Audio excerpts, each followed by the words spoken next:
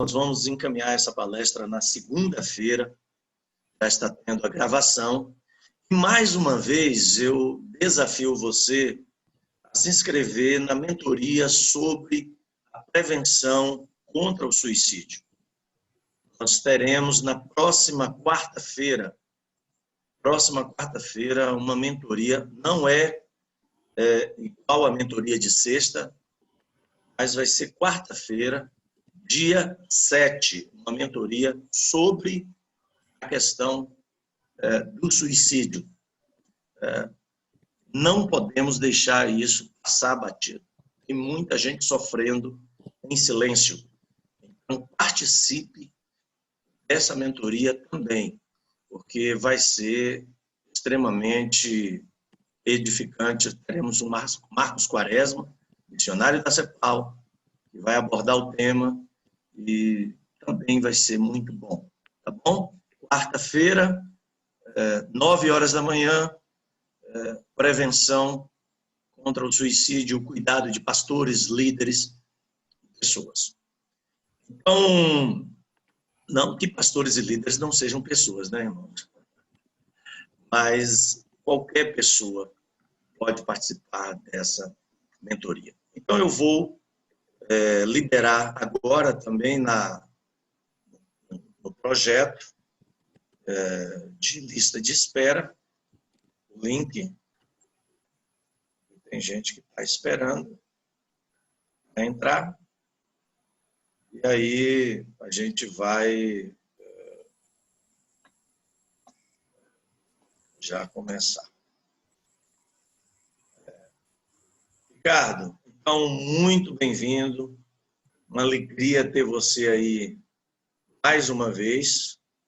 E que bom que você está conosco. Deus te abençoe aí na sua fala. E amém. Vai ser um tempo maravilhoso aí conosco. Eu fique à vontade.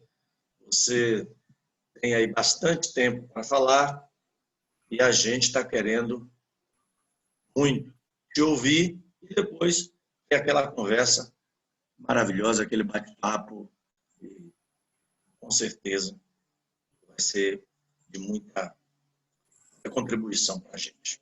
Vai lá, com você. Muito obrigado, Paulo, pelo convite, pela oportunidade. Eu saúdo a todos. Para mim é uma alegria estar com vocês, poder compartilhar um pouco do que eu pude estudar e também um pouco da minha caminhada enquanto cristão. Este tema que vamos tratar, ele precisaria ser tratado em um curso com uma dúzia de encontros. Hoje eu posso lhes oferecer um tira-gosto. Não me refiro apenas ao estudo de Kierkegaard, mas ao estudo do existencialismo cristão, que envolve mais autores. Mas mesmo se fôssemos tratar apenas de Kierkegaard, isso já seria assunto para um curso com vários encontros. Mas eu espero aguçar a curiosidade de vocês nesta manhã. E a primeira pergunta é: o que é existencialismo, não é? Já que estamos falando de existencialismo aplicado à mentoria, com constante referência a Kierkegaard, o que é existencialismo? É uma escola de filosofia? Sim, não é possível negar, não é, que existencialismo é um nome dado a uma escola de pensamento, uma escola de filosofia muito importante no século XX, na primeira metade do século XX, e que tem seguidores até hoje. Mas podemos lembrar alguns dos nomes conhecidos, como Friedrich Nietzsche, Martin Heidegger, Jean-Paul Sartre, Albert Camus.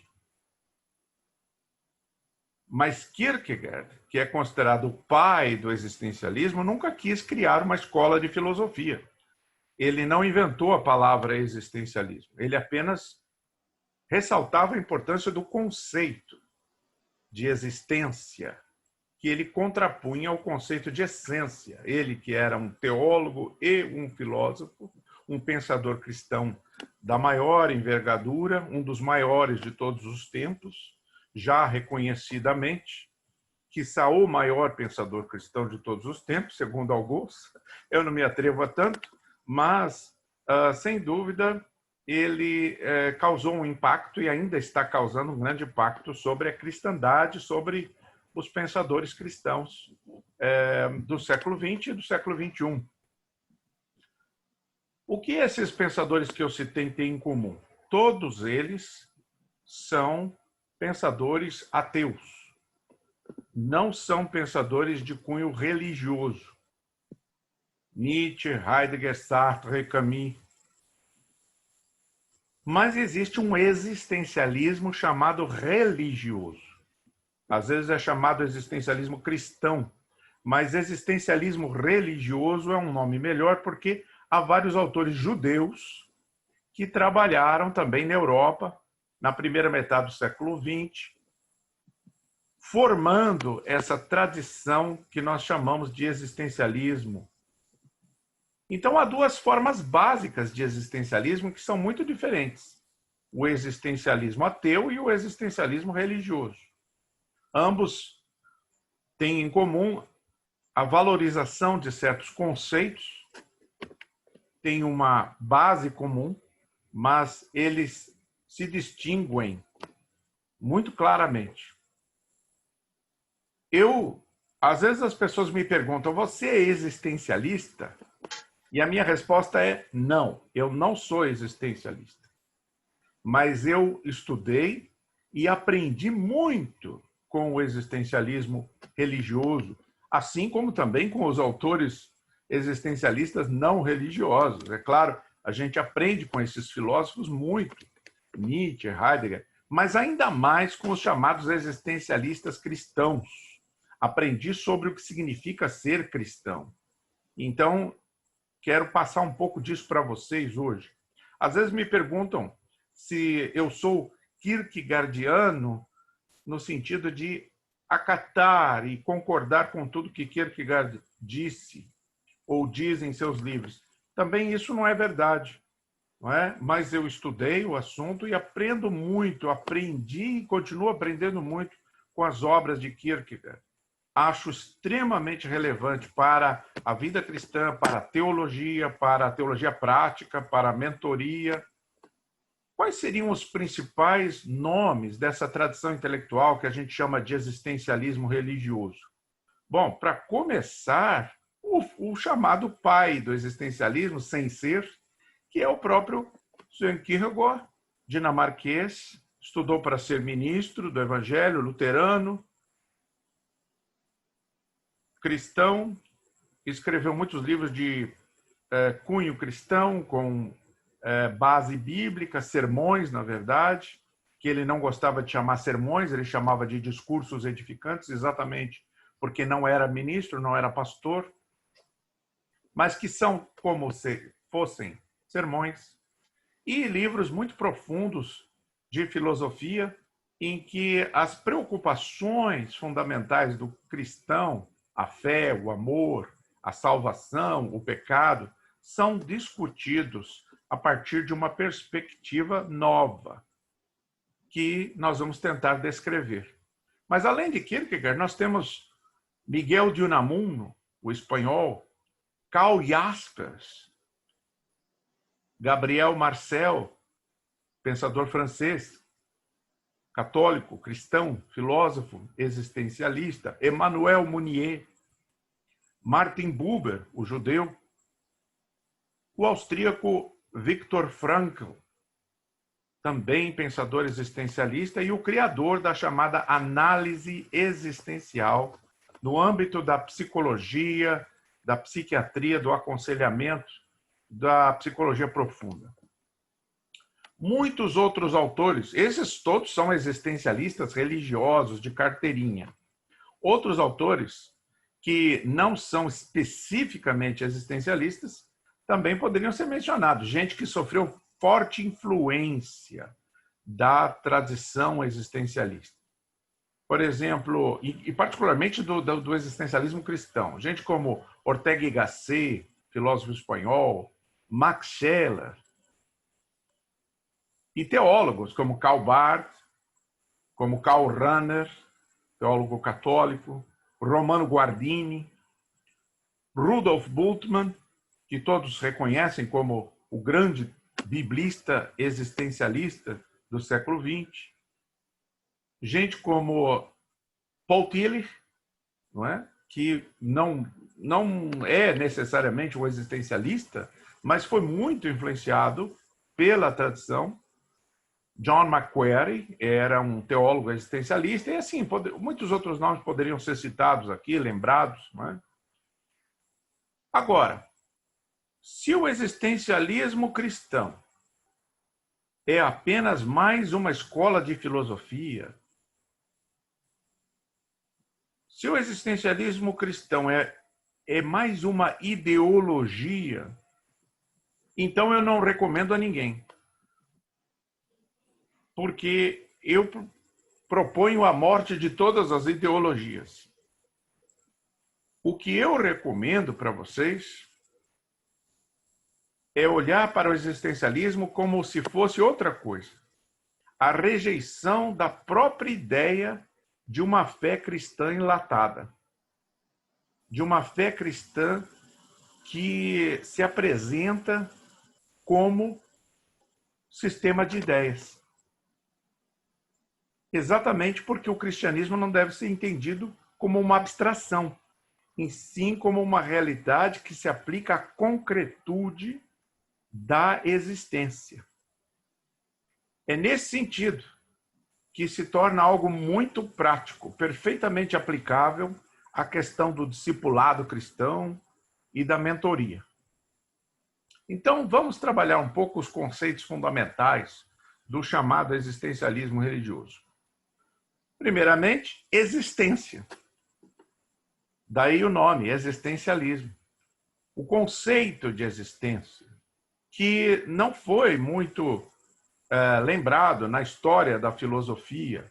Aqui e ali se falava nisso, mas o conceito-chave da metafísica clássica sempre foi o ser, a essência.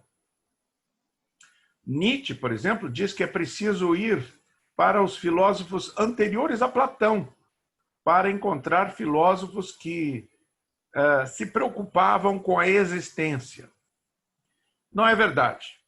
Há filósofos marginais em toda a história da filosofia, filósofos da franja da filosofia, que foram existencialistas avant la lettre. Eu vou citar um, por exemplo, Michel de Montaigne, o grande pensador francês do século XVI, contemporâneo de Lutero e Calvino, mas que é considerado um pensador marginal na história da filosofia. E muitos outros que são considerados moralistas, autores de aforismos, pensadores de segundo escalão, mas exatamente porque eles não combinavam com o cânone da filosofia, que era essencialista por natureza. O que é ser um essencialista? É pensar na existência, não como... Desculpe, pensar a essência como fundamento do pensamento, como sugere a metafísica. Essência vem de esse, no latim, que significa ser. Então, é uma filosofia do ser. Isso gerou uma filosofia idealista, que parte do universal para o particular. O ser. Então, posso falar em linguagem platônica sobre o cavalo, a essência da cavalice, a maçã, a essência da maçanzice, que todos os particulares imitam, copiam ou participam. Mas os existencialistas diziam: é preciso partir da concretude, é preciso partir da existência, é preciso partir dos entes particulares que de fato existem para chegar à essência. Isso é, claro, fazer uma reviravolta. É uma nova forma de pensar que na teologia causa uma verdadeira revolução, porque toda a história da teologia cristã, desde a patrística, é dependente, o pensamento cristão é dependente em grande parte do pensamento grego, platônico, depois aristotélico, durante a Idade Média. E aí os existencialistas dizem, não, vamos pensar de forma diferente. E isso acaba tendo uma consequência muito grande dentro do pensamento teológico também. Partir do particular para o geral, partir da existência em direção à essência, não é? Então, o existir passa a ser uma categoria mais fundamental do que o ser. A existência precede a essência. A maneira normal de pensar a filosofia, até hoje, é ao contrário. A essência é o geral. Então, o que isso acontece praticamente? Você terá exemplos, padrões a seguir. Você tem o homem ideal, a essência do ser humano. E os outros seres humanos particulares, nós, temos que, de alguma forma, entender a nossa participação nesta essência. Somos todos levados a ver esse modelo essencial, ideal, e pode ser o ser humano ideal, o cristão ideal, a igreja ideal, não é? E os particulares, então, serão mais ou menos adequados, mais ou menos corretos, à medida em que se aproximam desse modelo ideal, que é uma abstração. É uma abstração, não existe na concretude. Então, estamos falando de um outro tipo de pensamento, em que a existência precede a essência. E a essência surge da soma das existências que vão definir a essência dos entes. Então, a essência se define a posteriori, pela análise fenomenológica dos particulares, que existem, de fato, na concretude da vida, não é? Essa é a base da filosofia existencialista. É isso que se quer dizer quando se fala existencialismo. A existência precedendo a essência. Isso significa que a particularidade é levada em consideração antes da universalidade. O indivíduo antes do geral. O ser humano individual passa a ter valor enquanto assunto filosófico, de forma a preceder a importância do geral, da sociedade como um todo, a humanidade como um todo. Porque não há um ser humano, o ser humano, a não ser enquanto abstração. Mas os seres humanos existem na concretude. Então, não há um ser humano ideal que preceda o ser humano real. E é da soma dos seres humanos reais que se pode, então, especular a posteriori acerca do ser humano ideal. Assim, não existe um modelo, como eu disse, não existe um padrão, não existe uma regra que define o que é, por exemplo, ser cristão, o que é viver como um cristão. Isso é algo que se constrói e que se redefine a partir da vida de cada cristão e da experiência de cada cristão. Eu sei que isso soa como heresia, mas, na verdade, você sabe que isso se verifica na história?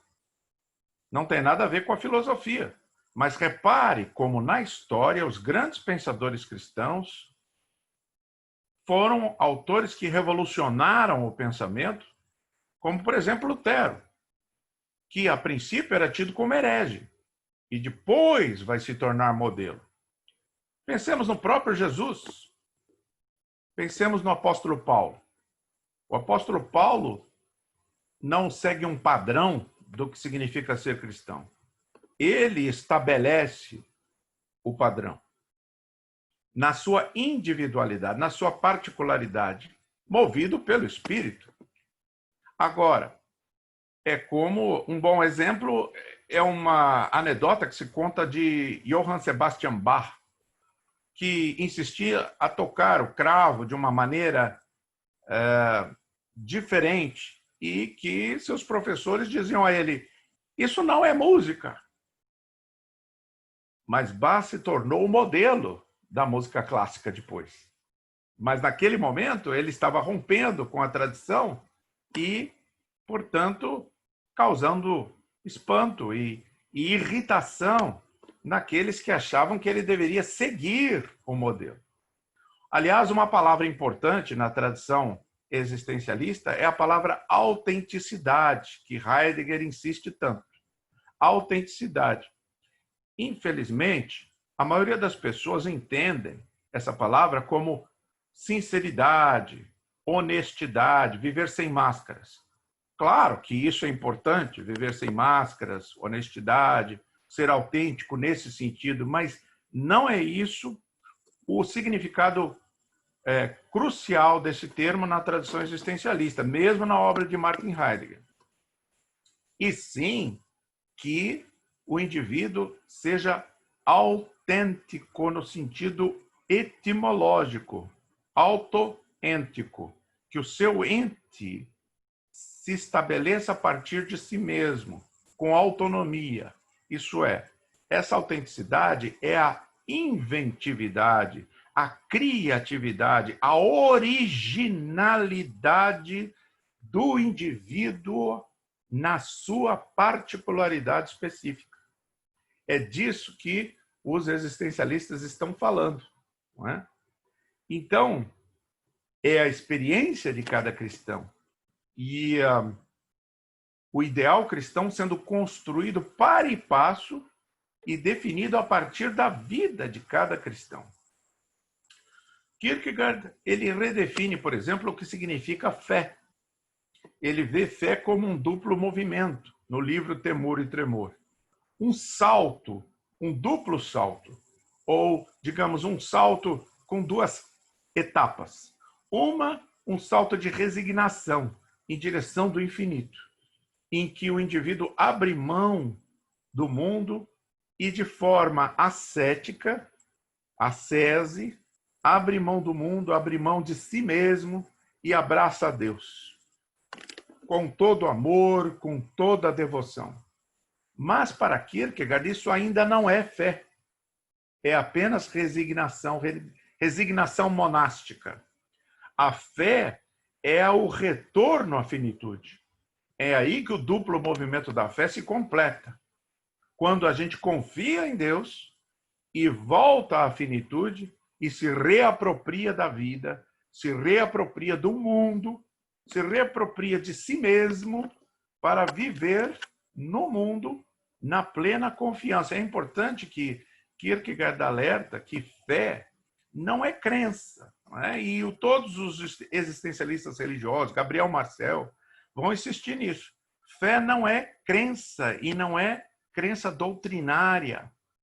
Não é a fides qua creditor, é a fides que creditor. Isso é, a fé com que se crê.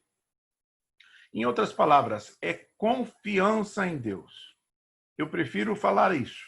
Fé é confiança em Deus no dia a dia.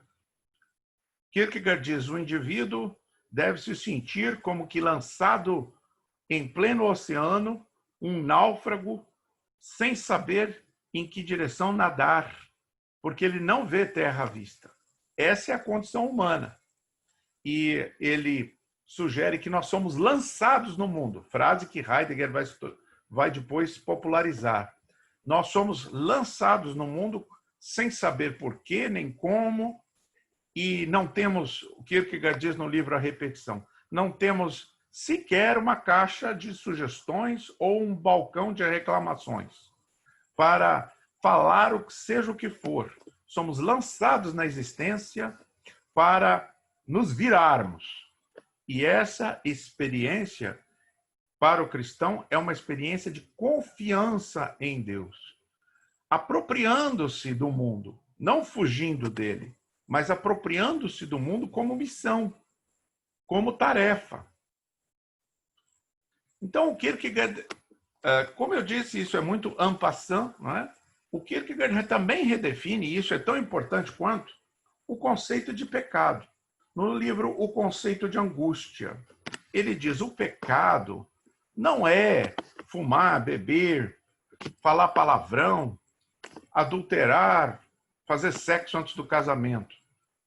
O pecado é a angústia, o desassossego causado pelo estranhamento, pela alienação do ser humano em relação a Deus. O ser humano está separado de Deus, está alienado, desconectado de Deus, e é isso que é a queda.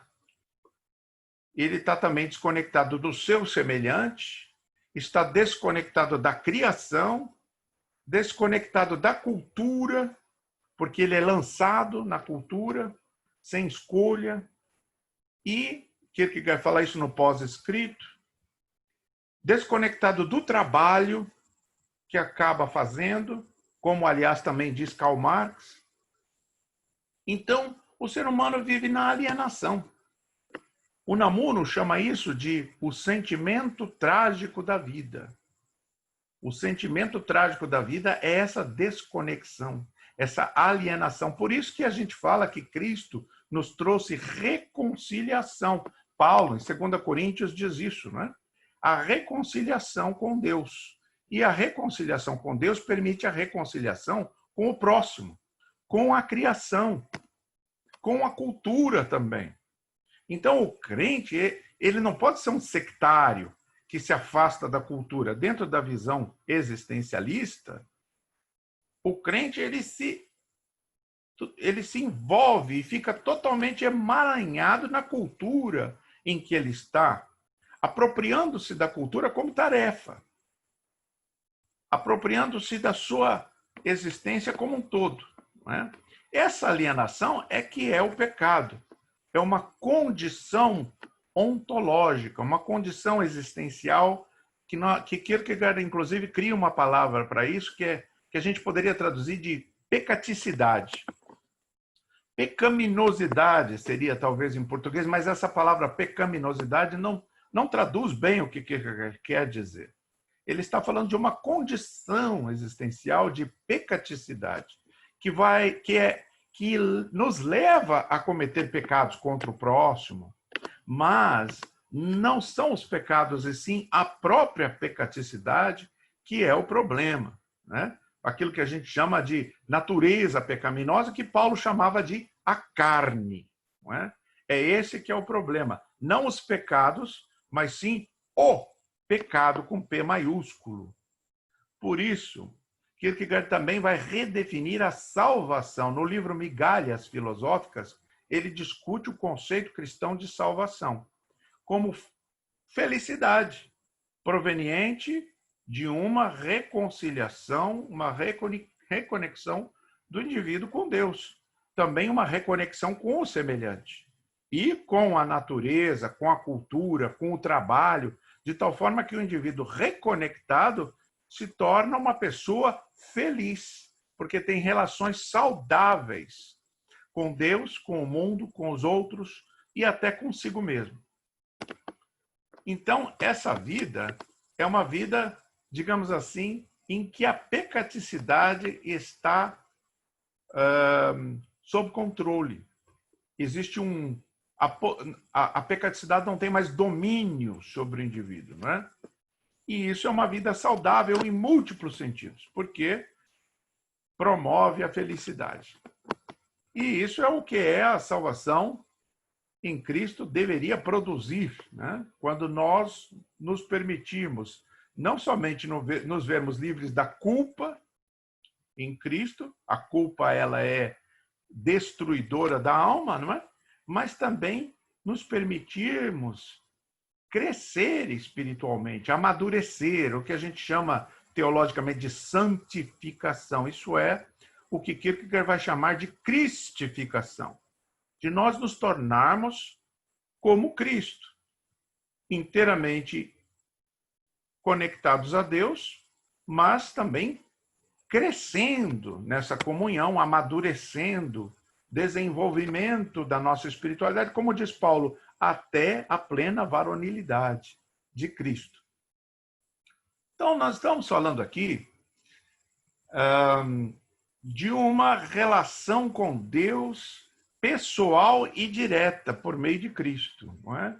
Trata-se verdadeiramente de religião, mas não no sentido natural, comum da palavra, não é? Implica em assumir uma nova condição, e Kierkegaard insiste isso no livro Migalhas Filosóficas, de ser discípulo de primeira mão de Jesus Cristo.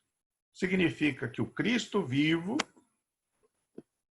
será meu mestre, diariamente, cotidianamente, na caminhada, não é? Eu não recebo o discipulado de segunda mão, como se Cristo estivesse morto e eu precisasse receber o discipulado de seus sucessores. Eu recebo o discipulado diretamente de Cristo. Sou discípulo de primeira mão como Pedro, Tiago ou João, porque Cristo está vivo. Então, implica em assumir a condição de discípulo de primeira mão e de se apropriar da unção, porque Cristo significa ungido. Então, eu me aproprio da unção para me tornar Cristo, literalmente, isso é, ungido de Deus. E aí poder ser o corpo de Cristo no mundo, juntamente com meus irmãos e irmãs. A igreja de Cristo é o corpo vivo de Cristo no mundo, a presença de Cristo no mundo. Então perceba que as palavras ganham um outro significado quando a gente as pensa a partir da tradição do existencialismo cristão. Ou do existencialismo religioso, porque também o judeu Martin Buber é muito importante dentro dessa tradição e vale a pena conhecer a sua obra. Ele exemplifica muito bem esse estado que eu chamo de beatífico, não é? De uma vida cristificada por meio da noção buberiana da relação eu-tu. Ele escreveu um livro chamado Eu e Tu. E nesse livro, ou Eu e Você, ele diz que essa relação eu-tu não é só com o semelhante, em que é uma relação de respeito ao outro.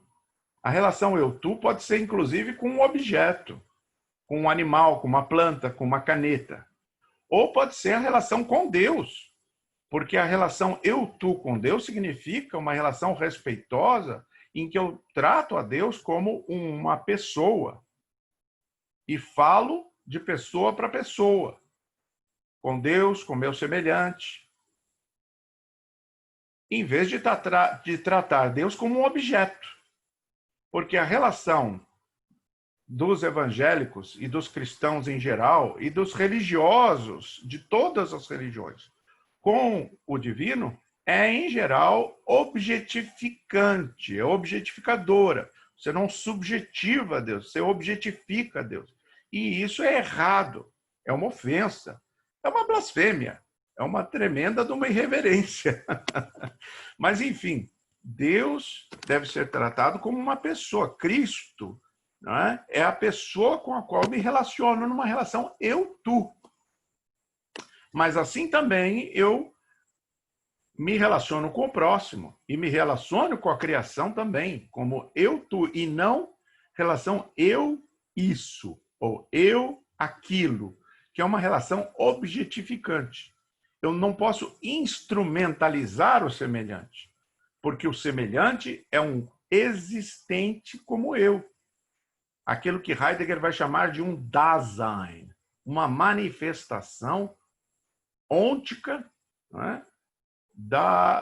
Daquilo que compõe o ser. Então eu tenho que ter um respeito profundo pelo outro existente. E isso significa reconhecer a sacralidade. Sem o reconhecimento da sacralidade, da relação, da comunhão, da conversa, eu não vou ter respeito pelo semelhante. eu não vou ter respeito pela natureza, porque eu não reconheço a sacralidade da relação eu-tu. E não aplico aquilo que hoje em dia se chama de mindfulness. Quer dizer, eu converso com as pessoas sem dar a devida atenção àqueles que são criados à imagem e semelhança de Deus, sem dar toda a minha atenção, todo o meu tempo, não é?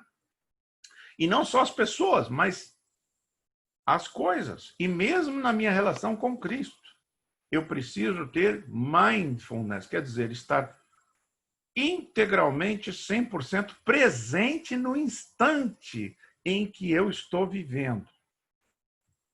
Kierkegaard chamava isso de o instante.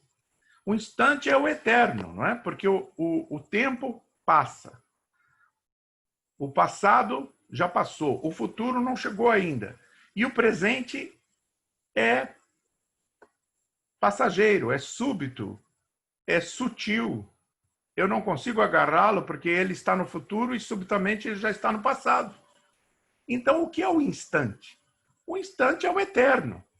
É aquele momento em que o tempo para, sem parar, infelizmente. Eu sei que o que eu estou dizendo é contraditório, mas o instante é o momento em que eu estou vivendo, aqui e agora. E esse é o momento da eternidade, é o momento em que Deus está presente. No instante. Não no passado, nem no futuro. Então, eu não posso viver nem de nostalgia, nem de antecipação, mas viver o instante exato em que eu estou me relacionando, seja com pessoas, seja com a natureza, com a criação, seja com a cultura, seja com a Cristo. Eu preciso estar presente naquele instante. Viktor Frankl, um outro judeu austríaco, extremamente relevante para esta tradição, ele propôs uma análise existencial como alternativa para a psicanálise freudiana. Ele chamava essa análise de logoterapia. A logoterapia tem uma certa ironia nisso, porque Freud dizia que a cura era pela conversa, e a logoterapia poderia ser entendida assim também, né? Terapia quer dizer cura, logos, palavra. Mas logos é uma palavra muito rica na língua grega e Frankl define logoterapia como a cura pelo sentido. A cura pelo sentido. A vida precisa ter sentido. E se a vida não tiver sentido, a pessoa adoece emocionalmente, a pessoa adoece espiritualmente. Então, Frankl, que era psiquiatra, psicólogo, mas também era filósofo, também era doutor em filosofia, uma figura extraordinária, um grande intelectual, escreveu um livro que ainda é um dos 100 livros fundamentais da humanidade, que é Em Busca de Sentido, em que ele conta a sua experiência nos campos de concentração nazistas, e ele é um livro que ele falou assim que não era para ser o livro de maior sucesso que ele escreveu, porque é um livro de memórias reflexivas, é claro, mas se tornou o livro mais famoso dele, em que ele fala muito da sua visão de mundo, da sua ideia de ser existencialista. Mas os livros mais teóricos dele não são tão conhecidos. De qualquer forma, ele vê essa busca de significado como o grande desafio da existência humana. Esse é o desafio de cada ser humano, encontrar o sentido da sua vida. E esse sentido da vida, ele não é pré-estabelecido. Ele não é estabelecido por um ideal, por uma essência prévia que eu devo encontrar. E esse sentido da vida, ele é descoberto na existência. Ou então ele é inventado. Os pós-modernos preferem dizer, ele é inventado pelo indivíduo. O cristão, ele pode interpretar o nome dessa logoterapia também como a presença do Logos divino do Evangelho de João, transformando o indivíduo em um indivíduo maduro e responsável diante de Deus. Então, isso significa que ser cristão não tem nada a ver com assumir certo código de doutrinas, sistema de doutrinas, uma crença doutrinária. Não tem nada, mas confiança em Deus. Não tem nada a ver com instituições, organizações religiosas, igrejas. Não tem nada a ver com cerimoniais e rituais. Não tem nada a ver com propostas rígidas de conduta estabelecidas a priori. Mas tem a ver com descobrir qual é a minha vocação, o meu chamado, o sentido da minha vida, coram Deo. Isso é, perante Deus. A minha responsabilidade perante Deus. O significado de uma existência está, em outras palavras, na singularidade da contribuição específica que cada indivíduo pode dar ao mundo, à humanidade, ao semelhante, às pessoas que ama, a Cristo. Para isso, é preciso ter coragem. É preciso ter, por isso o livro Coragem de Ser também, do Paul Tillich, né? É preciso ter coragem para viver a particularidade. Porque é muito mais fácil, Kierkegaard diz isso no pós-escrito, né? É muito mais fácil andar o caminho largo, o caminho... Acho que é isso que, aliás, sem ironias, podemos interpretar a palavra de Jesus sobre o caminho estreito e o caminho largo desta forma, não é? Talvez isso também seja o que Jesus quis dizer. Andar o caminho largo é viver o geral, é imitar o comum, é viver aquilo que se espera que a pessoa viva. Estudar, trabalhar, casar, ter filhos, viver o geral, ser um bom cidadão, frequentar a igreja. Mas a particularidade é o caminho estreito. É o caminho corajoso, em que o indivíduo confronta o geral e assume a sua vocação perante Deus na sua particularidade, não é? Só isso pode preencher aquilo que o Viktor Frankl vai chamar de vazio existencial. O vazio existencial tem a ver com não descobrir ou não inventar o sentido da vida, da minha vida particular enquanto existente. O indivíduo particularizado, diz o Viktor Frankl com toda razão, isso é, aquele que passa pelo processo de individuação, para usar uma linguagem do Carl Jung, individuação, isso é, ele se torna, então, apto para participar daquilo que os autores influenciados pelo existencialismo já no período da virada linguística, os autores pós-modernos, chamam de o evento. O evento como nova mônada da ontologia, nova mônada metafísica, né? O que é participar ou promover um evento? É uma manifestação, é uma epifania, porque é isso que a gente quer, não é? A gente quer experimentar a epifania. Às vezes a gente pensa que para experimentar uma epifania eu tenho que ir para o deserto, eu tenho que jejuar 40 dias, eu tenho que subir no alto da montanha. Mas isso não é verdade. Agora, na Bíblia nós temos todos os grandes heróis da fé passando por teofanias, por epifanias, inclusive Jesus, quando no Monte da Transfiguração. E Paulo também. Enfim, a epifania é normal na Bíblia. E deve ser normal também para todos os cristãos. Para os discípulos de Cristo, a pessoa de Jesus era uma pessoa epifânica. Eles estavam percebendo a presença de Deus quando estavam com Jesus. Então, essa era uma experiência epifânica. Então, nós queremos, é claro, experimentar esse encontro, não é? Essa epifania que é uma criação, que é um encontro E o Viktor Frankl diz que existem 3 possibilidades. E eu acredito que a gente tem que tomar muito cuidado, e eu acho que o Frankl se equivoca ao tentar encaixotar, né, um pouco, enlatar um pouco o existencialismo. Mas ele colabora ao descrever, ao categorizar 3 formas de experiência de sentido dessa epifania, desse encontro. Não é? E ele diz, a primeira é quando eu experimento esse encontro epifânico com alguém que pode ser um amor profundo por uma mulher, por um homem, porque isso é algo que implica em uma certa transcendência, uma invasão da eternidade no tempo. O amor. Ou então o encontro com um mestre, ou um encontro com um grande amigo, viver uma grande amizade, que é algo muito raro, né? A gente tem muitos colegas, mas uma amizade maior do que de um irmão, isso é muito raro, isso é epifânico.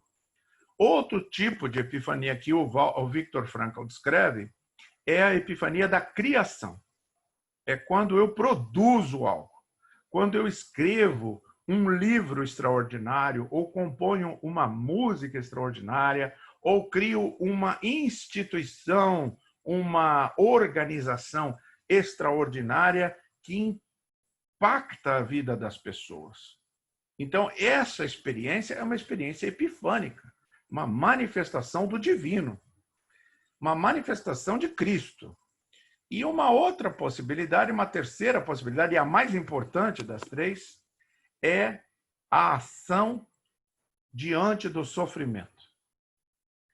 E é sobre isso que ele fala no Em Busca de Sentido, não é? Porque ele esteve nos campos de concentração. E o Kierkegaard escreveu um livro chamado O Evangelho dos Sofrimentos, em que Viktor Frankl também bebeu. E o que é isso? Não é o sofrimento em si que traz o crescimento enquanto pessoa, enquanto ser existente. Não é o sofrimento em si que promove crescimento espiritual, mas a minha reação, a minha resposta, melhor dizendo, ao sofrimento. Os cristãos, através dos tempos, desde as origens, vocês se lembram bem que na igreja dos primeiros séculos, sofrer por Cristo, sofrer o martírio, era um ideal dos cristãos. Por quê? Porque havia essa concepção da resposta ao sofrimento como algo epifânico, uma manifestação do divino. E ainda hoje, diz Frankl, com razão, e Kierkegaard já dizia no Evangelho dos Sofrimentos, viver é sofrer. Aliás, o próprio Siddhartha Gautama, Buda, dizia isso, não é? A vida é sofrimento. Agora, enquanto Buda dizia que a gente devia fugir do sofrimento, tentar escapar do sofrimento, Kierkegaard sugere que ser cristão é abraçar o sofrimento, é aceitar o sofrimento como vocação. Nós estamos nesse mundo para sofrer mesmo. Reparem como essa mensagem é altamente impopular. Reparem como os existencialistas cristãos estão falando de algo que nunca vai ser popular nas igrejas e que não tem nada a ver com o que as igrejas pregam, não é? Porque Kierkegaard, inclusive, chega a brincar, que ele diz assim que se o evangelho for pregado nas igrejas, as pessoas vão sair da igreja, vão abandonar a igreja, não é? E os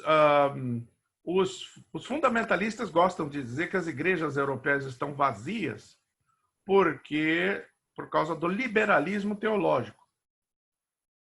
Talvez as igrejas também estejam vazias, ou podem estar vazias, porque o evangelho verdadeiro foi pregado e as pessoas não querem. Os seres humanos são pecadores, são seres caídos, de modo que elas não querem esse caminho de abraçar o sofrimento e completar em si o sofrimento de Cristo. Portanto, as pessoas fogem dessa mensagem. não é? Por causa da sua carne. Enquanto que nas igrejas evangélicas, nas mega igrejas, os templos estão cheios porque não é o verdadeiro evangelho. É um evangelho da prosperidade, um evangelho apresentado açucarado, não é? De autoajuda. E veja, eu não quero generalizar, mas eu estou tentando explicar para vocês o que é a tradição do existencialismo cristão e como ela difere da pregação do evangelho na maioria das igrejas, não é? Enfim, uma mentoria existencialista, para concluir, significaria o mentor levar o indivíduo, o seu aconselhando, o seu discípulo, a confiar em Deus e não confiar em organizações eclesiásticas, instituições, rituais, cerimoniais, liturgias, não confiar também em crenças e sistemas de crenças e teologias dogmáticas, mas a confiar em Deus. Porque isto é a fé de... Quando Jesus falou assim, vocês são homens de pouca fé, ou quando Jesus dizia, a tua fé te salvou, ele não estava falando de crenças doutrinárias, não é? Ele estava falando de confiança em Deus. E é disso, essa fé é que é redentiva, que é redentora, né? Então, é preciso levar o indivíduo a realmente confiar em Deus, mas para isso o mentor tem que confiar também. Senão não vai dar certo. E abandonar todas as falsas seguranças que a religião cristã, em todas as suas diferentes formas, oferece. Como a instituição, a igreja, a reta doutrina de que fala Rubem Alves no livro Religião e Repressão, ou mesmo alguma interpretação específica da Bíblia que se torna assim uma exegese eterna, permanente do versículo, do sentido único do versículo, não é? Então, isso também não condiz. É uma falsa segurança, uma falsa certeza. Na verdade, nós precisamos abandonar o pecado da certeza e abraçar a incerteza e a insegurança de quem anda sobre as águas. E aí deixar-se cristificar, que é o processo chamado de santificação, tornar-se santo, tornar-se sagrado, não é? Tornar-se uma manifestação do sagrado no mundo. Aí o mentor deve mostrar ao mentorado como se engajar no combate ao pecado. Como é que a gente combate? Porque o pecado não está só no indivíduo, o pecado está no mundo. O mundo jaz no maligno. Então, é preciso combater o pecado no mundo, combater a violência, combater a ganância, combater a destruição da natureza, combater o racismo, combater o preconceito, combater o homem lobo do homem, combater todo o pecado que existe no mundo. Em vez de apenas se preocupar com os nossos pecadilhos, se você me permite, que na verdade nem sequer são necessariamente pecados. Afinal de contas, nós não deveríamos aplicar a nós uma rígida proposta de conduta como se isso fosse algo que militasse contra o pecado. Muito pelo contrário, Paulo insiste em Romanos 13, em Colossenses 2. Nós temos vários textos bíblicos que alertam contra o legalismo, que não tem efeito contra a carne.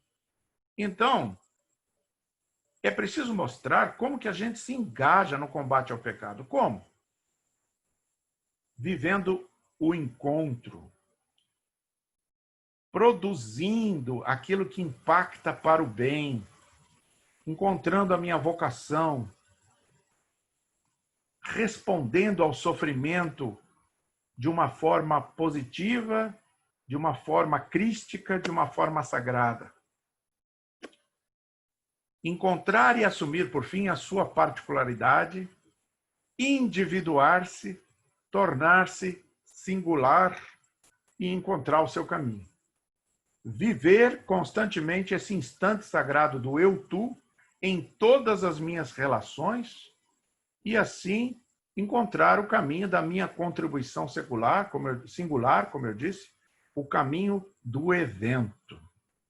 E isso dará sentido à vida da pessoa e torná-la mais feliz. E, ao mesmo tempo, a tornará um instrumento de Deus no mundo. E isto fará desta pessoa e de cada um de nós um cristão autêntico. Um cristão autêntico, isso é, um cristão original, genuíno, com fidelidade criativa ao caminho, que é como os cristãos primeiramente chamaram, o caminho de Cristo. Não uma religião organizada, não uma doutrina, não uma proposta rígida de conduta moral, não rituais, mas o caminho de Cristo. Obrigado pela atenção e agora eu me abro para ouvir as perguntas, se houver, e estabelecer um diálogo com vocês.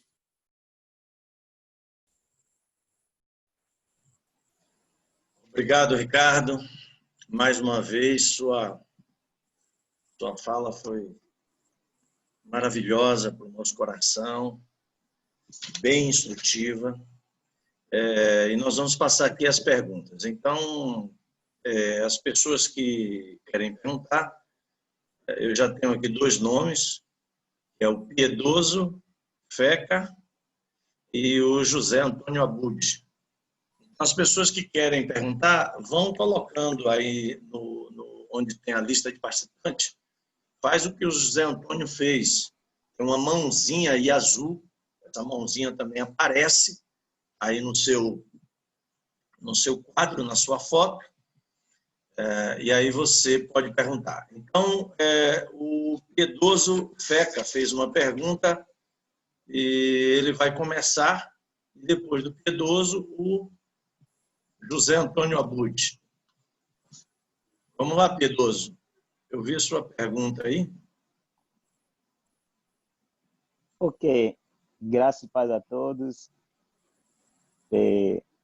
Meus parabéns ao reverendo Ricardo Gouveia, pela explanação, e pelo Emílio, que tem nos propiciado esse momento de aprendizado profundo e desafio. E desde o primeiro encontro, com o reverendo, que deixou um nó assim na minha cabeça, e eu estava esperando esse momento.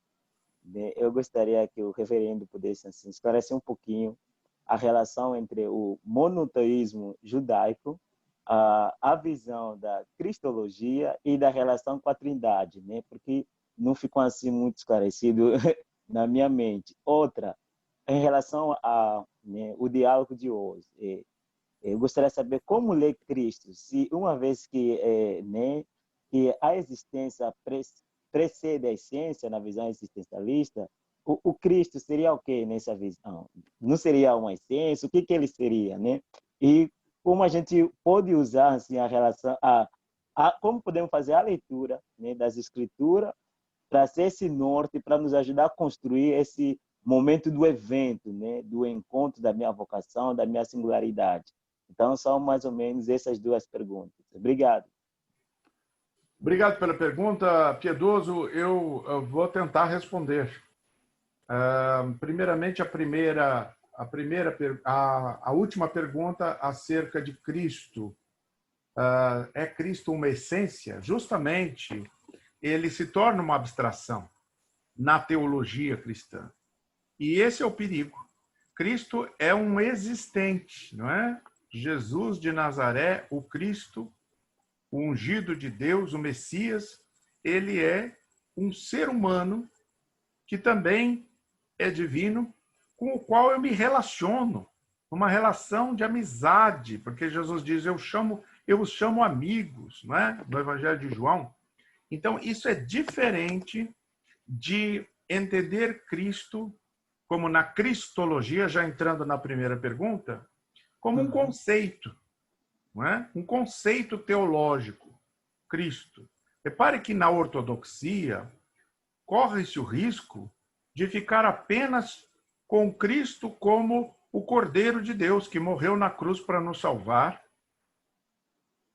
e que venceu a morte, e por isso reconhecemos a sua divindade, fica confirmada a sua divindade por esta exaltação, como diz Paulo em Romanos 1, mas aonde fica o Mestre Jesus Cristo? As suas palavras, os seus ensinos.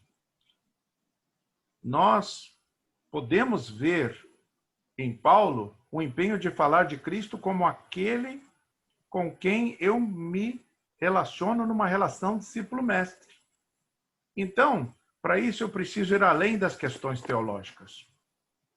Exatamente isso que eu sei que o existencialismo propõe algo distinto do que a gente está acostumado, não é? Porque toda a teologia cristã ela é essencialista, a ortodoxia, digamos. A ortodoxia ela é essencialista, ela é calcada na metafísica grega. Então, a gente pensa em termos essencialistas, quando a gente pensa teologia, cristologia, eclesiologia. E o existencialismo diz, não, espera um pouco, eu tenho que pensar em termos existencialistas, eu tenho que pensar em termos, a partir da ideia de existência, da minha relação pessoal com Deus em Cristo. E não pensar a fé em termos de código de doutrinas. Então, aí a questão, por exemplo, da Trindade, que você citou, tudo isso é doutrina, não é? O monoteísmo é um conceito filosófico, não é um conceito teológico, é um conceito filosófico do essencialismo. Então, o existencialismo diz assim, não, esquece as abstrações. Não é que eu seja antitrinitário, eu particularmente, eu sou trinitário, mas eu penso assim, o cristão trinitário como eu, ele deve pensar a segunda pessoa da Trindade como prioritária. Por quê? Por que isso? Porque a Bíblia ensina assim. A Bíblia ensina que quem quiser encontrar Deus tem que olhar para Cristo. Cristo é a exata expressão de Deus. Então, nós que somos cristãos, o nome já diz, nós não somos meramente monoteístas. Nós somos aqueles que encontraram em Cristo o contato com Deus. Então, isso vai além do monoteísmo, isso vai além de doutrinas, como a doutrina da Trindade. Quer dizer, mesmo pensando a Trindade, eu tenho que pensar Deus Pai a posteriori e pensar Deus Filho, Jesus Cristo, como o fundamento da minha fé. É a partir de Cristo e do Cristo encarnado, isso é, o Logos encarnado, o Cristo que se fez homem, verdadeiramente Deus e verdadeiramente humano. Essa é a base a partir da qual eu vou pensar Deus. O Deus que abraçou a condição humana e que a santificou. Ao abraçar a condição humana, Karl Barth diz no livro A Humanidade de Deus, não é? De 1956, ele diz, ao abraçar a condição humana, Deus santificou a condição humana. Então, quando eu passo a pensar a teologia a partir de Cristo, o que surge diante dos meus olhos é uma outra teologia, que não tem mais nada a ver com a ortodoxia do século XVII, porque a ortodoxia do século XVII é teocêntrica. Ela é concentrada, ela é ontoteocêntrica, ela é concentrada na figura de Deus Pai. E Deus Filho é pensado a posteriori, é encaixado a posteriori. Quando, na verdade, nós temos que ter uma teologia cristocêntrica. E assim como ensina o Novo Testamento, olha primeiro para Cristo e, a partir de Cristo, entende Deus. Ok. Valeu, Ricardo. Muito obrigado. José Antônio, com você. Eu estou anotando aqui, viu, gente, as pessoas que estão Tem gente que está colocando a pergunta no chat. Você vai fazer sua pergunta, coloque a sua mãozinha azul aí. Eu já sei que você tem para perguntar. Nós já temos uma lista aqui. José Antônio, por favor, sua vez. Bom dia, irmãos, graça e paz. Muito bom esse momento. É até difícil tentar lançar alguma pergunta aí para o Ricardo, né? Eu me sinto um pigmeu diante de um gigante intelectual como ele. Minha pergunta são duas, na verdade. Salvo engano, o Calbart, na Epístola aos Romanos dele, ele, falando da peregrinação teológica dele, ele diz o seguinte, que é necessário que se passe pelo Soren Kierkegaard. No entanto, ele recomenda que o teólogo não deve ficar muito tempo ali, ele deve prosseguir. Então, por que Calbart teria falado isso, se de fato eu entendi ele direito? E a segunda é o seguinte, há muitos anos atrás eu ouvi uma palestra do Ricardo, e ele falando sobre a teologia da gosma, né? Ele dizendo que ele não tinha uma teologia definida, mas que ele definia a postura teológica dele como sendo a teologia da gosma, né? E agora, falando de existência e tudo, então eu tentei estabelecer uma relação, e aí, Ricardo, o que você quis dizer com isso, com a teologia da gosma, a teologia amorfa? Evidentemente, eu acho que tem um tom aí, de uma certa forma, contra esse dogmatismo da teologia ortodoxa, mas o que você quis dizer foi que a sua teologia ela é feita a partir da existência e não a partir de referenciais encaixotados da ortodoxia? Seria isso? Eu gostaria que você explicasse melhor isso. Claro, José Antônio. Obrigado pela pergunta. Veja, há muitas pessoas hoje que repetem aquilo que Calvino disse, ou aquilo que a confissão de fé, as confissões de fé reformadas do século XVII disseram. O que nós precisamos hoje é de Calvinos, é de Luteros, não é? Gente que imite Calvino, imite Lutero, que foram homens que causaram, para usar a gíria do hoje, né? A gíria dos nossos tempos, e não que imitaram. Então, eu não tenho nada contra doutrinas, pelo contrário, sou professor de teologia. Mas, veja bem, você gosta de árvores, eu gosto de árvores, mas eu gosto de árvores vivas, no parque, que crescem, não uma árvore morta, seca, sem folhas, cujo galho quebra. Por que o galho quebra? Porque não tem seiva. Em outras palavras, porque não tem gosma. Não tem seiva, não tem vida. O ser humano também, quando morre, fica seco, igual uma múmia, não é? Porque não tem mais vida. É isso que eu quero dizer, teologia da gosma. É uma teologia viva, não é uma teologia engessada, não é uma cristalização, como insistem os adeptos da ortodoxia. Ortodoxia é um equívoco. A ideia de ortodoxia, não esta ou aquela ortodoxia, a ideia de ortodoxia em si é um equívoco. Por quê? Porque nós temos que entender que a teologia é dinâmica. Ela cresce como uma árvore. Está sempre crescendo, alterando-se, mudando. Aí ela está viva. A teologia cristã, ela deve estar a serviço dos cristãos. Porque aplica-se aqui a frase de Jesus, não é? O sábado foi feito para o homem, não o homem para o sábado. Minha neguinha aqui, deixa eu botar minha neguinha. Para a doutrina, mas sim o contrário. Não, a doutrina Ricardo Quadro de é que Gouveia. foi feita Ele é um pastor no para Canadá. os seres humanos. Aí está falando hoje sobre existencialismo e teologia. É o Jackson que precisa ser emudecido.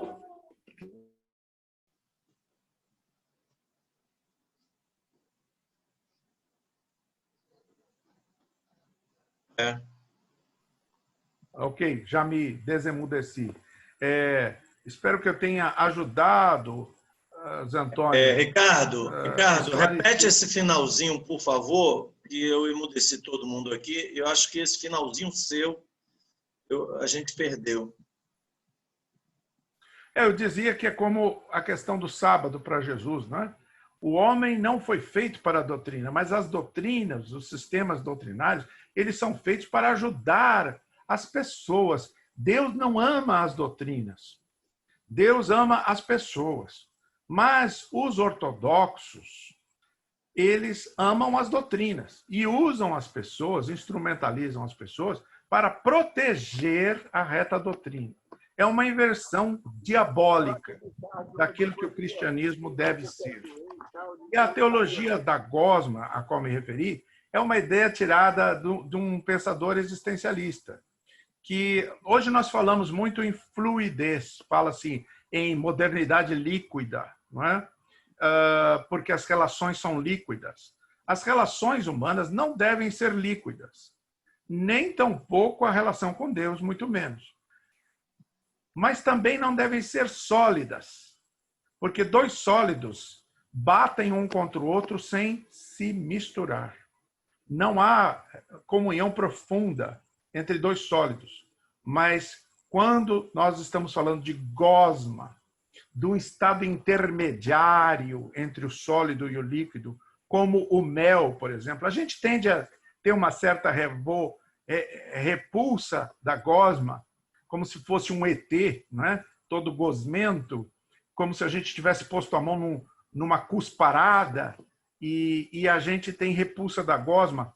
Mas talvez essa repulsa de Sartre, talvez essa repulsa seja exatamente porque a gosma é um símbolo do estado intermediário, daquilo que nós poderíamos chamar, com Derrida, da reentrância, daquela ranhura onde a gente encontra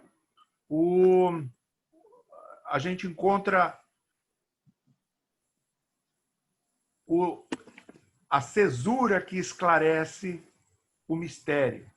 Então, a gosma é nesse sentido. Veja que as melhores coisas da vida são gosmentas. A comida, o sexo. Então, nós não deveríamos ter repulsa da gosma. Dentro de nós mesmos, a não ser a pele, nós somos pura gosma, não é? Então, eu acredito que a gosma é, sim, o caminho a seguir, não é? Esse estado intermediário entre o líquido e o sólido, aonde existe, como no mel, uma verdadeira penetração, como a cola, uma verdadeira capacidade de maleabilidade, de flexibilidade, de adaptabilidade que o cristão deve ter. Senão ele não pode ser sal da terra. O que é o sal? O sal, você põe na comida, ele desaparece, que ele mistura, ele penetra e ele tem o seu efeito, não é? Assim o cristão no mundo.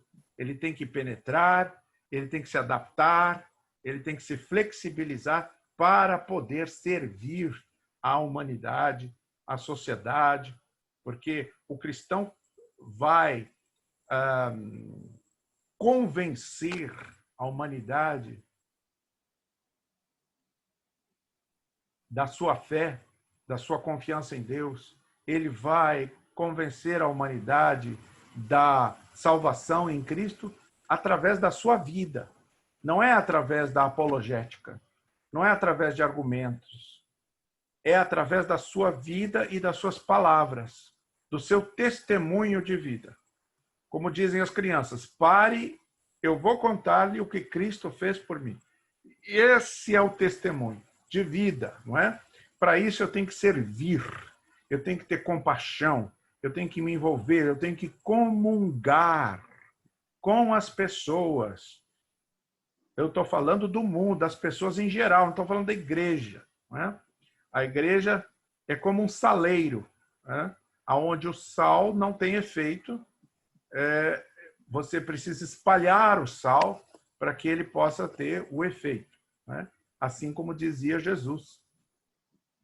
Ricardo, e aquela questão que o Antônio falou sobre a primeira questão lá de Marte,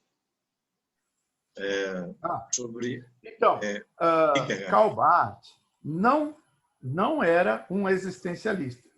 Ele é fundador de uma tradição teológica chamada teologia dialética. Ele sofreu grande influência do pensamento de Kierkegaard. Ele sofreu influência, portanto, da tradição existencialista. A sua teologia dá sinais disso, claros. Por exemplo, o seu cristocentrismo, às vezes até mesmo cristomonismo de Barth, mas Barth não é um autor da tradição existencialista. Então, é natural que ele diga que ele aprendeu com Kierkegaard, mas ele não ficou parado em Kierkegaard, porque ele resolveu seguir adiante, produzindo um tipo de teologia, mas você veja como ele foi existencialista na sua vida. Por quê? Não nas ideias, mas na prática. Porque ele foi um pensador original, um teólogo original, que deu uma contribuição inventiva importante. Barth salvou o calvinismo. Não é? Karl Barth salvou o calvinismo. E isso é algo a se dizer, não é? É muito relevante. Infelizmente, foi rejeitado por uma boa ala do calvinismo, que acabou gerando o neopuritanismo e o reconstrucionismo, que é uma teologia diabólica, que hoje afeta e prejudica muita gente e que ainda vai fazer muito estrago no mundo, não é? Mas há um outro calvinismo é possível, que é o calvinismo barthiano. Na ordem aqui, o Charleston. Por favor, Charleston. Depois do Charleston, o Laércio e o Cícero. Ok? Então vamos lá. Charleston, você? Ok. Rápido. Ok, Paulo. Primeiro quero agradecer, né, a oportunidade de estar aqui com vocês e aprender um pouco. Né? Parabenizar o pastor Ricardo e ao pastor Paulo pela iniciativa. A minha pergunta é bem simples, mas na hora que ele estava falando um pouco, eu não consegui entender o que eu vou perguntar. Sobre a questão do sofrimento. Como que a gente pode definir, no sentido de interpretar e definir, né, no caso, o sofrimento na visão do Søren Kierkegaard? Como que ele interpreta isso? Uma vez que a maioria das religiões, elas tendem a ver o sofrimento como uma espécie de purificação do ser humano, de aperfeiçoamento do ser humano. Como que a gente pode olhar assim para Søren Kierkegaard e definir a questão do sofrimento na visão dele? Essa é a minha pergunta, Paulo. Obrigado. Obrigado pela pergunta. Não se trata da visão espírita, da visão hinduísta, do karma, do sofrimento como purificador em si mesmo, mas a resposta ao sofrimento como sacrifício. Sacrifício a Deus e ao próximo. Que isso é central no cristianismo deveria ser óbvio a todos nós, já que Cristo sofreu na cruz e se tornou o nosso Redentor e modelo de vida também. Nosso Mestre e Senhor Jesus Cristo disse assim, que os seus discípulos, se fizeram isso a ele, fariam muito mais aos discípulos. Também no seu convite ele diz, quem quiser vir após mim, negue-se a si mesmo, tome a sua cruz e siga-me. Esse é um convite ao sofrimento. A cruz ali representa o sofrimento. Agora, sofrer significa se autoflagelar, dar chicotadas em si mesmo, colocar cera de vela na cabeça. Não. O que nós estamos falando é do sofrimento natural do existir. A existência é sofrida. Os relacionamentos são sofridos. A gente passa por humilhações, perseguições, traições, como o próprio Jesus passou.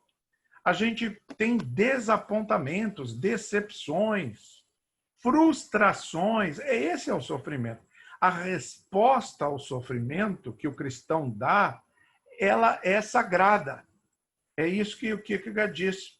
A gente sofre também diante do pecado do mundo. Quando a gente olha o mundo ao nosso redor e a gente pensa assim, não era para ser assim. O Brasil não era para ser assim.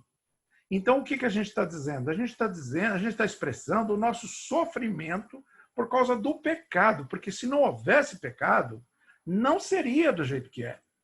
Então, o nosso sofrimento e a nossa resposta ao sofrimento é uma epifania. Todas as vezes que eu sofro enquanto cristão por causa das muitas maneiras de sofrer no mundo, então eu estou manifestando a Cristo. Eu estou manifestando a pessoa de Cristo no meu ser.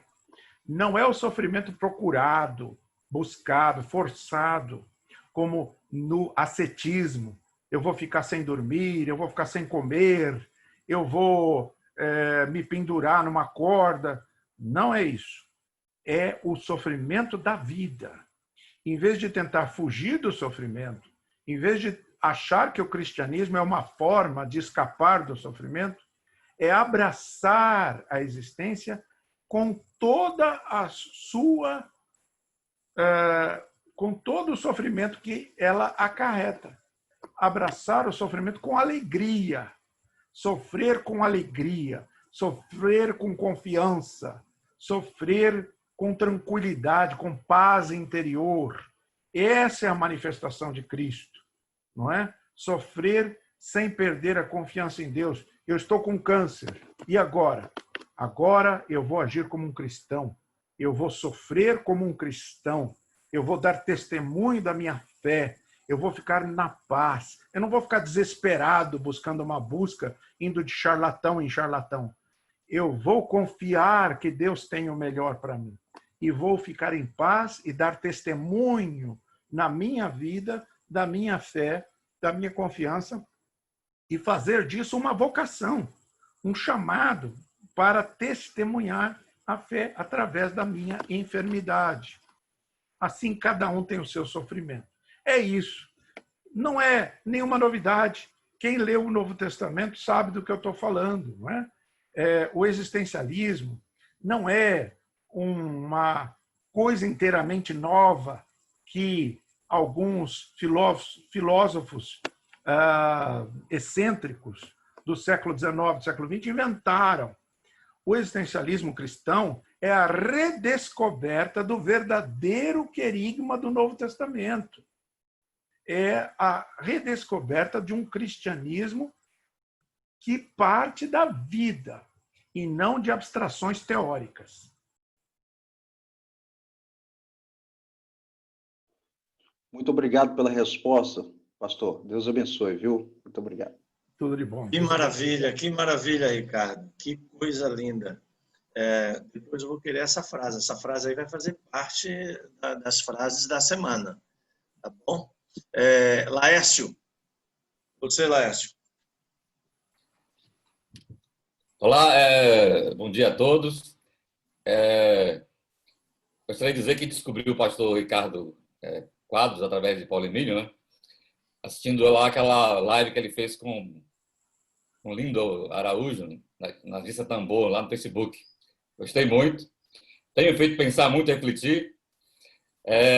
Ainda não tenho certeza de nada, mas enfim, tem sido bom pensar. Isso é muito bom, não ter certeza de nada, né? Sócrates já dizia, só sei que nada sei. É aí que começa a sabedoria. Pois é. Aí tenho feito pensar, refletir várias questões. Eu tenho já cerca de 30 anos de evangelho, né? Sou presbítero na igreja congregacional. Fiz teologia no Instituto Presbiteriano. Paulo foi meu professor. Enfim. Então, assim, a gente vai acumulando certas convicções e certas dúvidas no decorrer da caminhada. E, no momento, tenho vivido assim, certa crise também em relação a toda a questão que nós estamos vivendo em relação à igreja no Brasil, né? Em relação à questão política também. Então, tenho vivido, na eleição de 2018 também, vivi crises, né? Sobre isso é o evangelho, o que é o evangelho, né? o que é igreja, isso que é igreja, enfim. Assim, tem me feito bem nesse sentido de para pensar, refletir, né? Então, muito obrigado por essa oportunidade. E assim, essa questão sobre a sua fala de hoje, né? Eu tinha colocado ali, você falou essa questão do existencialismo. Assim, realmente, você fala da segurança, né? Então, assim, desde o início da minha caminhada de fé, o ter segurança no sentido assim de doutrinas, eu sempre fui uma pessoa meio questionadora, né? De doutrinas, enfim, isso no início foi muito bom para mim. Tá? Depois eu comecei a ver que não era tão necessário essas coisas, né? Você podia pensar de forma diferente e permanecer com a sua fé. Tá? A gente vai amadurecendo também. Então, assim, você fala assim sobre a questão do existir antes do ser, de não ter um ideal, né? Mas assim, a gente sempre tem assim, o Cristo como esse ideal. E por mais que a gente não queira que Cristo ele encarnou e viveu com gente como a gente, mas a gente sempre tem Cristo como algo meio assim, metafísico mesmo, não tem como. E Paulo fala assim, sejam meus imitadores, assim como eu sou de Cristo. Então, eu queria refletir sobre essa frase a partir dessa visão do existencialismo, né? E também você fala da questão do sofrimento no mundo, né? Que no mundo também há pecado em nós é pecado no mundo jaz maligno, coisas ruins no mundo, como violência, fome, etc. Se isso também seria assim um chamado para uma participação da igreja de forma política, social, apenas igreja, como evangelho, que aliás é como eu penso. A igreja tem que ter participação social e política como igreja, no sentido assim de dar o testemunho de Cristo. Para mim já está bom e chega. Era isso. Obrigado. Obrigado, Laércio. Sim, como eu disse, ser cristão é ser luz do mundo, sal da terra, envolver-se como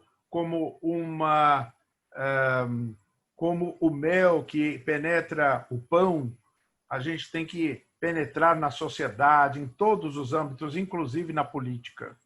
E ser bênção. O problema é que quando o cristão se envolve com política, ele faz aquilo que a gente chama de fisiologia, que é usar a política para ajudar as organizações religiosas. E isso é demoníaco. O que o cristão tem que fazer é ser um bom político, independentemente das igrejas. O cristão político tem que ser o melhor político possível, não é? Que abraça os valores do reino e vive segundo esses valores. Não é favorecer igrejas, favorecer o cristianismo, não é? Mas viver uma vida de acordo com os valores do reino de Deus, na vocação específica que é a política. Assim como o artista, assim como o escritor, assim como o cientista, qualquer área do saber, do agir humano, não é? Com relação à questão da imitação de Cristo, veja bem, a primeira crítica é o aspecto da abstração teórica em vez da concretude. Cristo não pode ser apenas uma ideia, tem que ser uma realidade concreta. Nós estamos falando não de Cristo como um conceito teológico. Eu já disse isso, mas vou repetir. É Cristo como uma realidade existencial. Isso é o Cristo vivo que vive em mim. Paulo diz, já não sou eu quem vivo, Cristo vive em mim. Então, esta vida de Cristo em mim não é meramente uma imitação de Cristo. Aliás, essa é a ideia dos liberais, né?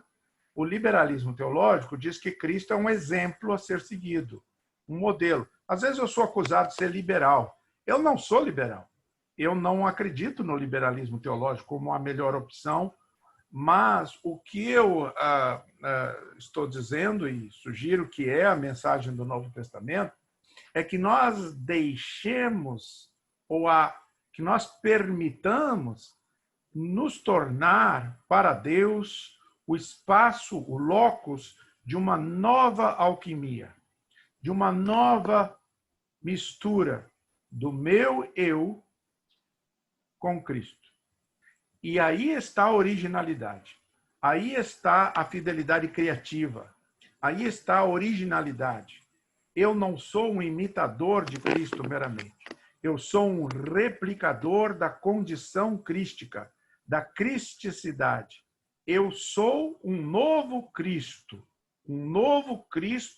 no espaço em que eu vivo. Você vai dizer, mas isso é muita pretensão. O cristianismo realmente é revolucionário. Não é fácil ser cristão, a não ser cristão faz de conta. Ser cristão, todos nós conseguimos em maior ou menor grau. Significa ser Cristo no mundo, não é? E aliás, é o verdadeiro nome do livro do Hans Küng, né? Traduzido para o português, Ser Cristão. Mas o nome do livro é Christsein, significa ser Cristo, não é? E ele também, influenciado pelo existencialismo, não é um pensador existencialista, mas foi influenciado pelo pensamento existencialista cristão e propõe isso, não é? Então eu digo, a minha vida tem que ser Ricardo Quadros Gouveia misturado indelevelmente com o Cristo vivo. Laércio Góes misturado indelevelmente com Jesus Cristo. E assim você se torna o espaço epifânico, o espaço cristofânico, que é a remanifestação de Cristo no mundo, na sua vida.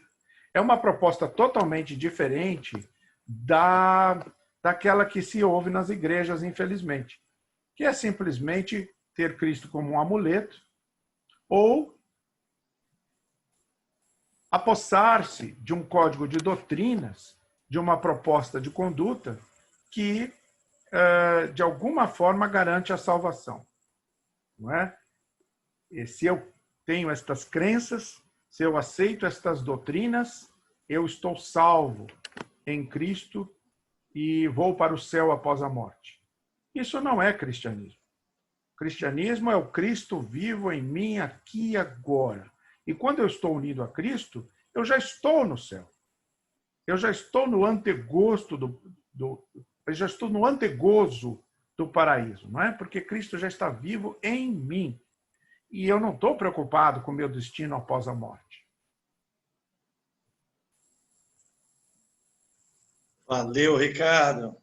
Muito obrigado. Gente, a última pergunta, então, Cícero fez uma pergunta aí no chat, eu vou dar a oportunidade para ele fazer essa pergunta, e aí nós estaremos finalizando. Antes dessa última pergunta, eu quero agradecer a todos pela presença. Eu estou colocando aí no chat, gente, nossos próximos encontros serão também igualmente maravilhosos.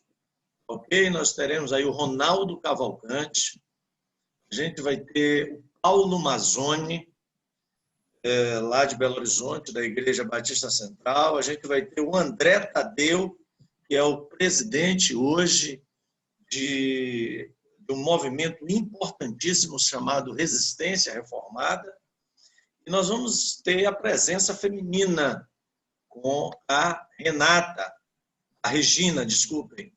Regina Fernandes Sanches, que vai falar sobre a teologia integral, né? a missão da teologia integral. Então, nós teremos aí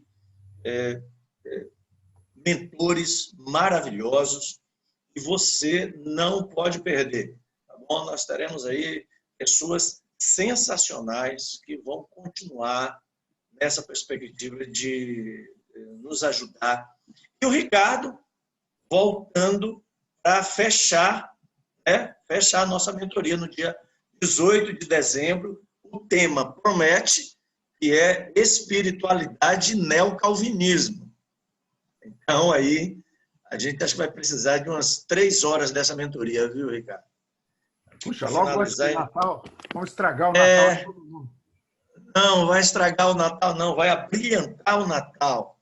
Nada disso. Então, dia 18 de dezembro é a nossa última aula com o Ricardo. Vamos ter um café da manhã virtual.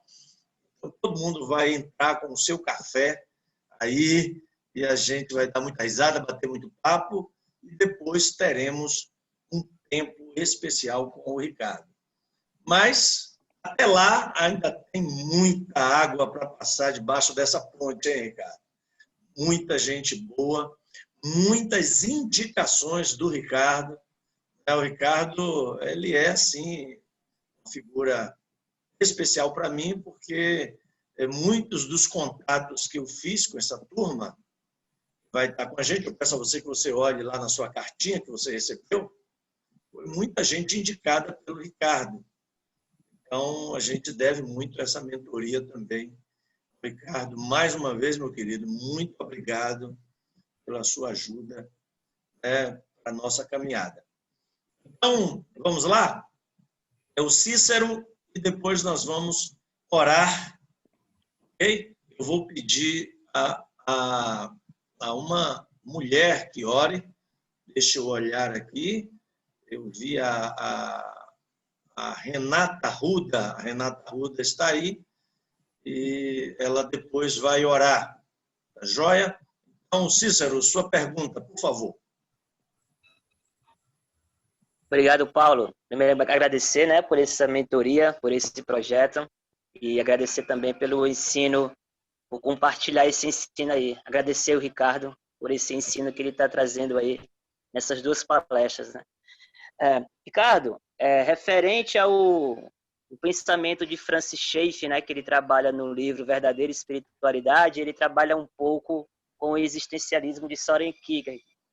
E aí eu queria saber a sua posição, porque nesse momento tem muita gente, né, lendo o conteúdo e os livros do Francis Schaeffer, né? Tanto ele como também Herman Dove, de qual você trouxe, né, para cá para o Brasil. E aí eu queria saber a sua visão, o seu pensamento sobre o que o Francis Schaeffer trabalha, né, com o existencialismo, com Soren Kierkegaard no livro Verdadeira Espiritualidade. Eu queria saber o seu pensamento e a sua ideia sobre a visão que o Francis Schaeffer tem. Pronto, é isso aí. Okay, deu para entender a pergunta, Ricardo? Entendi. Obrigado pela pergunta. E isso nos conecta à palestra do dia 18 de dezembro, porque Schaeffer e Dover representam exatamente autores importantes na construção do neocalvinismo, não é? E são autores muito diferentes. Dover se dizia fenomenólogo. A fenomenologia é uma metodologia da tradição existencialista. Enquanto que Schaeffer era um grande inimigo do existencialismo e particularmente de Kierkegaard. No livro A Morte da Razão, Schaeffer diz que Kierkegaard foi o responsável pelo cruzamento da chamada linha do absurdo. E isso faz com que a gente possa identificar em Schaeffer o que a gente chama em filosofia de racionalismo. Esse racionalismo do Schaeffer se manifesta de muitas formas. Uma delas, por exemplo, é a sua preferência, assim como o Ruckmacher, pela arte renascentista, por exemplo, de Michelangelo, em oposição à arte moderna. Agora, Calvin Zierfeld, que é um filósofo da arte calvinista do Instituto de Estudos Cristãos de Toronto, tem vários livros publicados, ele rebateu todas estas ideias de Ruckmacher e Schaeffer, sendo que ele era um grande autor reformado, filósofo reformado, de uma das maiores escolas de filosofia reformada, de pensamento reformado no mundo, que é um Instituto de Estudos Cristãos, comprometida com a filosofia doyeverdiana, né, essa escola, mas eles reconhecem em Schaeffer e em Ruckmacher um racionalismo e o Zierfeld, particularmente na questão da filosofia da arte, procura demonstrar que esse apego pela arte realista que procura representacionista, que procura imitar a beleza, por exemplo, do ser humano, como na época de Atenas, no período do iluminismo ateniense, da arte clássica de Praxíteles, etc. Então, isso parece ser o oposto, diz Calvin Zierfeld, do que se espera de uma arte cristã, que deveria seguir o modelo da arte medieval e da arte moderna, que expressam a condição humana, condição do pecado, a condição da desconexão com Deus, a expressão da angústia humana, da nossa alienação. E isso não é negativo. É a expressão da angústia humana e isso é algo positivo. A expressão na Idade Média da imperfeição do mundo e dos seres humanos. Então, há muitas ideias presentes na tradição neocalvinista, em particular Schaeffer e Van Til, que têm uma implicação muito grande no caminho do pensamento neocalvinista hoje, de oposição total ao existencialismo e a Kierkegaard. Então, nós estamos falando de duas formas de pensar totalmente distintas. Mas não é o caso de Doever, todavia. Então, existe o movimento neocalvinista não é monolítico. E a interpretação que tem sido feita no Brasil de Kuyper e de Doever, na minha opinião, é bastante equivocada. Isso a gente vai discutir lá no dia 18 de dezembro.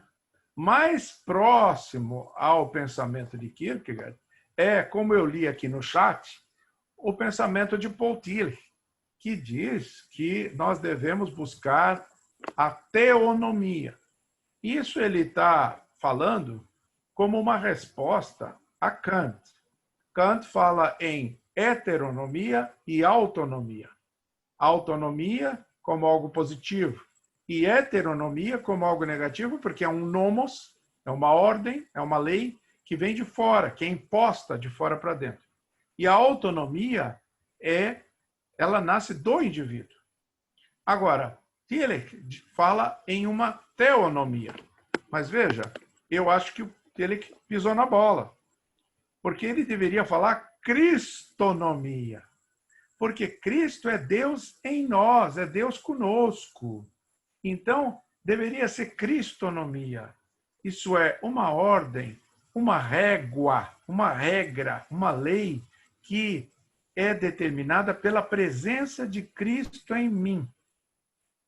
Quando eu estou cheio do Espírito Santo, então eu posso viver,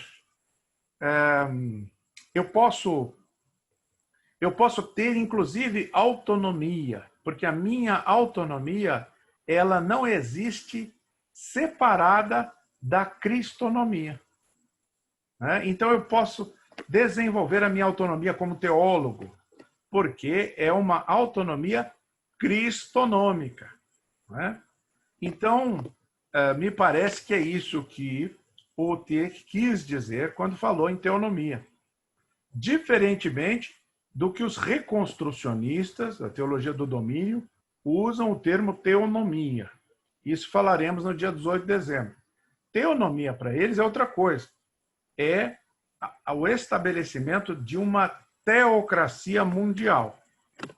E essa teocracia é, na verdade, uma hierocracia, é uma eclesiocracia, e essa ideia de uma teocracia mundial, gerada no espírito fundamentalista, adotada à política, ou adequada à política, é muito preocupante, porque me parece o cumprimento das profecias acerca do anticristo, não é? Quando você tem uma teocracia mundial. Então, você veja o que aconteceu agora no Irã. Um jovem jogador de futebol, 28 anos, foi executado, condenado à morte, executado. E o jornalista americano perguntou ao embaixador do Irã nos Estados Unidos se isso foi por causa das participações do jogador nas manifestações contra o governo. E o embaixador disse: ele não foi executado por causa das suas participações nas manifestações de rua contra o governo. Ele foi executado por heresia. A Constituição do Estado do Irã, o Código Penal define, o Código Penal define a heresia como crime cuja pena é a execução. Então ele foi executado. É claro que nós sabemos que no mundo cristão, há 500 anos atrás, os hereges eram executados também. Era a condenação pela heresia, era a execução. Num Estado fundamentalista teocrático, novamente, tudo indica que a heresia será condenada com a pena de morte, a execução do herege, novamente. Afinal de contas, que crime maior pode haver na cabeça do fundamentalista do que a heresia contra Deus, não é? Mas isso é um completo equívoco dos teonomistas reconstrucionistas, porque, na verdade, todos os grandes pensadores da história do cristianismo foram hereges. Veja, eu estou redefinindo o conceito de heresia como aquele que diverge. Muitas vezes aquele que diverge, até de todo mundo, diverge porque teve uma epifania. Ele diverge porque teve um insight, um descortinamento que a massa e a liderança das igrejas não captou e que estranhou e por isso declarou o indivíduo herege. Porque vai contra o pensamento comum, o pensamento geral, o pensamento ortodoxo. Mas todos os grandes pensadores da história do cristianismo foram hereges, a princípio. Inclusive os reformadores do século XVI. Foram condenados por heresia, quase morreram. Tanto Lutero quanto Calvino quase morreram. E por quê? Por heresia. Então, o herege é necessário. Né? O herege, ele é necessário. Ele tem um papel a cumprir, uma missão a cumprir na história da igreja, na história da teologia, porque ele cutuca a igreja. Ele pode até ser alguém que traz uma ideia equivocada, mas essa provocação é positiva porque faz a igreja reconsiderar as suas convicções. Então, heresia não deve ser considerado algo a ser punido, muito menos com a pena de morte, com a execução. Né? Eu já estou me adiantando porque eu acho que nós vamos chegar num tempo em que isso vai acontecer, talvez. Né? Mas também existem outras formas de punição. João Dias de Araújo escreveu um livro chamado Inquisição Sem Fogueiras. Eu mesmo sofri muito pela perseguição inquisitorial da igreja. Fui muitas vezes calado, fui demitido, fui proibido de falar em seminários, escolas de teologia. Não só eu, mas muitos colegas, amigos meus, passaram pela mesma coisa. Isso, na minha opinião, é um indiciamento da igreja. A igreja que se recusa a ouvir a voz discordante, chamando-a de herege com uma atitude inquisitorial, é uma igreja que se perdeu. Então, eu acho que eu respondi mais do que foi pedido, mas essa é a minha palavra final, já preparando para a próxima palestra em dezembro. E eu agradeço todas as perguntas. Eu queria dizer que é evidente que há muito ainda a falar, há muito a responder. Como eu disse, para expor o pensamento de Kierkegaard, o existencialismo cristão, religioso, seria preciso um curso todo de 12 encontros, mas fica aqui uma introdução, um tira-gosto para vocês e estou à disposição de vocês para continuar a conversa, porque a verdade está na conversa. Grande abraço a todos. Ricardo, coisa linda, viu? Maravilha, a verdade está na conversa. Eu lembro dessa frase. Maravilhosa palavra. Vou pedir a Renata, então. Renata, você pode ligar o seu microfone e fazer uma oração, nos despedindo, agradecendo a Deus por esse tempo.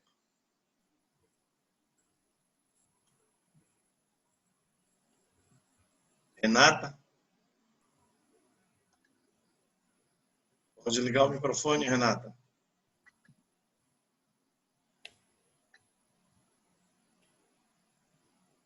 Renata, acho que ela não está me ouvindo. Então, gente, eu vou pedir a Cíntia. A Cíntia, você está me ouvindo? Para você fazer uma oração para a gente terminar?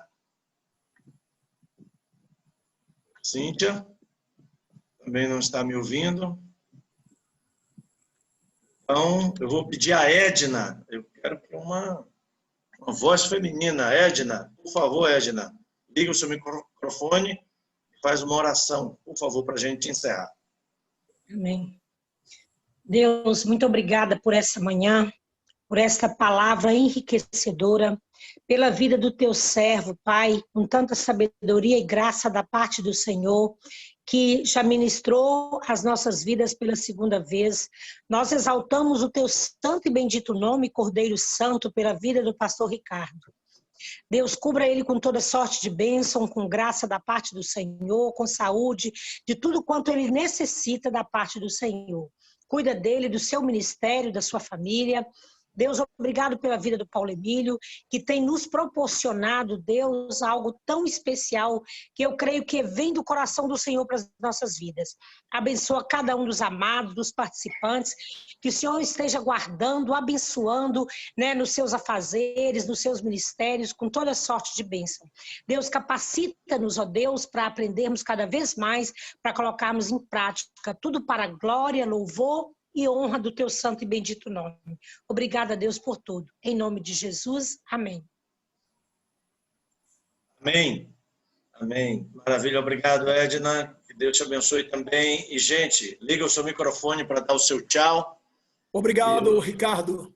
Obrigado, Tchauzinho Paulo. a todos aí. Muito obrigado, gente. Deus Valeu, Paulo.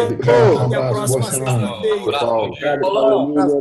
Bom dia, Ricardo. Obrigadão a todos. Paulo, aos demais. Obrigadão a todos. Valeu, Ricardo. Deus abençoe. Obrigado, Paulo. Obrigado, Ricardo. Deus abençoe. Valeu. Glória a Deus. Valeu. Obrigado, Paulo.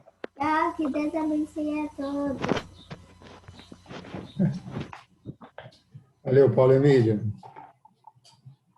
Glória a Deus. Valeu, bom dia a todos. Deus abençoe a cada um dos amados irmãos. Amém.